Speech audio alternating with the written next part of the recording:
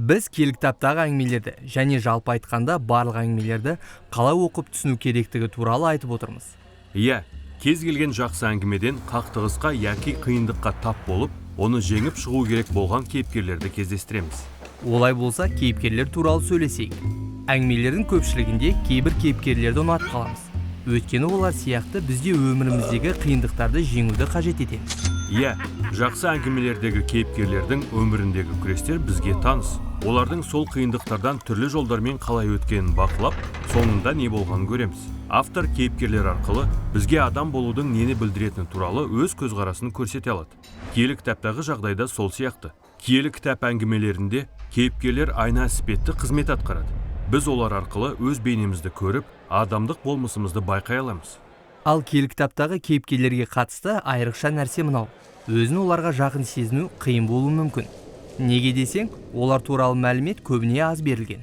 Иә, киелі кітап авторлары кейіпкерлерді қазіргі заманғы әңгімелерге қарағанда басқаша сипаттаған. Сол авторлар әңгімелерде егжей-тегжейлі мәліметті аз берсе де, көп мән мағына білдірген. Мысалы, киелі кітапта адамдардың сыртқы түрі жөнінде сирек сөз қозғалады. Ал егер сол туралы жазылған болса, онда бұл әңгіме үшін өте маңызды болып табылады. Осы ерекшеліктері екеуінің мінез құлқына да сәйкес келеді. Саулдың ұзын бойы оның мәртебе мен үстемдікті ұнатқанына сәйкес келеді. Ал Дәуіт өзінің төмен мәртебесін кішіпейілділікпен қабылдап, Құдайдың оны жау қолынан құтқарып, жоғарлатуына мүмкіндік берді. Сонда киелі кітаптағы адамдардың сыртқы келбеті олардың ішкі дүниесін білдірді ме? Иә, жиі солай болды. Мысалы, Есаудың түкті денесі оның жануар іспетті дөрекі іс-әрекетіне, ал Жақыптың түксіз жылтыр терісі оның алдамшы мінезіне сәйкес келді. Киелі кітапта ондағы кейіпкерлер туралы тағы қандай сілтемелер бар? Адамдардың есімдері көбіне олардың әңгімедегі рөлдерін білдіреді. Ыбырайымның есімі еврей тілінде көптің атасы дегенді, ал Жақыптың аты алдамшы дегенді білдіреді. Рут есімінің мағынасы сүйікті дос. Саулдың есімі сұрап алынған дегенді білдіреді. Ол халық сұрап алған, үлкен кемшіліктер бар патша болды. Осылайша киелі кітап әңгімелерінде берілген егжей-тегжейлі мәліметтер аз болса да, олар арқылы көп мағына жеткізілген.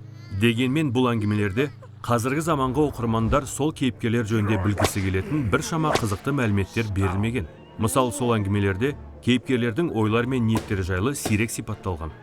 Иә, мысалы, Мұса бір мысырлық бақылаушының израильдіктердің біреуін соғып жатқанын көріп қалды. Сөйтіп оны ұрып өлтірді. Бірақ неге? Бұл әділ ашу болды ма? Әлде Мұса өзін өзі ұстай алмады ма? Оның солай істегені Құдайға ұнады ма? Әңгімеде бұл туралы түсіндірме қамтылмаған. Киелі кітап авторлары әдетте моральдық түсініктеме бермеген. Олар кейіпкердің сөздері мен іс-әрекеттері арқылы ғана оның ой ниетін ашып көрсетті. Ал біз оның істерінің нәтижесі мен салдарына қарап, мінез құлқын бағалай аламыз. Осылайша, Мұсаның сол мысырлықты өлтіргені, оның ашуланғанда кейде өзін ұстай алмағанын көрсетті. Бұл мінезі кейінде көрініс тауып, оның салдары жаман болды. Сол оқиғадан кейін Мұсаға қашып кетіп, 40 жыл бойы ен далада жасырынуға тура келді. Демек, оның қылығы жаман болған еді. Әйтсе де, Мұса ен далада болашақ әйелмен кездесті. Сонда бұл бәрібір жақсы нәрсе болды ма? Расында сондай жайт бізді ойлантады. Киелі кітап авторлары Құдай рухының жетелеуімен осындай тәсілдер қолданып, әңгімелерін жинақы, есте қаларлықтай әрі тартымды ете білді. Бірақ шын мәнінде Мұса жақсы немесе жаман адам болды ма? Өйткені классикалық әңгімелерде әрқашан бір жақсы және бір жаман кейіпкер болады. Сонда ғажап бір батыр сумалаяқпен бетпе-бет келіп, оны жеңіп шығады. Әрине, осындай қарапайым кейіпкерлер балаларға жақсылық пен жамандықтың бар екенін үйретуге көмектеседі. Бірақ киелі кітап негізінде балаларға арналған кітап емес. Ондағы кейіпкерлер әртүрлі. Біз сияқты олардың да бойлардан жақсылық та жамандық та кездеседі. Киелі кітапта кемшілігі айтылмаған кейіпкерлер өте аз. Ал Ыбырайым не Дәуіт патша сияқты сенімнің батырлары ше? Ыбырайымның мысырлық күңмен қосылғаны, әрі өз өмірін сақтап қалу үшін әйелін қарындасым деп, 2 рет өтірік айтқаны туралы анық жазылған емес пе? Ал Дәуіт жаратқан иенің көңілінен шыққан адам болса да, басқа біреудің әйелімен қосылып, оның өзін өлтірді. Солай ғой. Бұл әңгімелер еш қарапайым емес. Қайта, біз оларға қарағанда өзіміз сияқты кемшіліктер бар адамдардың шынайы бейнесін көреміз. Нағыз таңғалдыратын нәрсе мынау. Жаратқан ие бәрібір оларға өкініп, өзіне қайтып келуге мүмкіндік береді.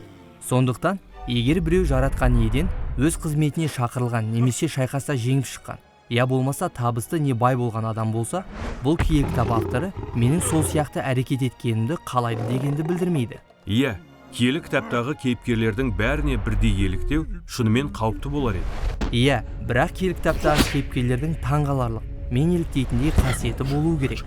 Әрине бар. Назар аударсаң, киелі кітаптағы әңгімелердің көпшілігінде автордың мынадай оқиғаларға ерекше көңіл бөлгенін байқайсың. Кейіпкерлер мүлт кеткен немесе ешқандай шамасы қалмаған, бірақ жаратқан иенің рахымы мен даналығына толық сенім артқан жайттар айрықша маңызды.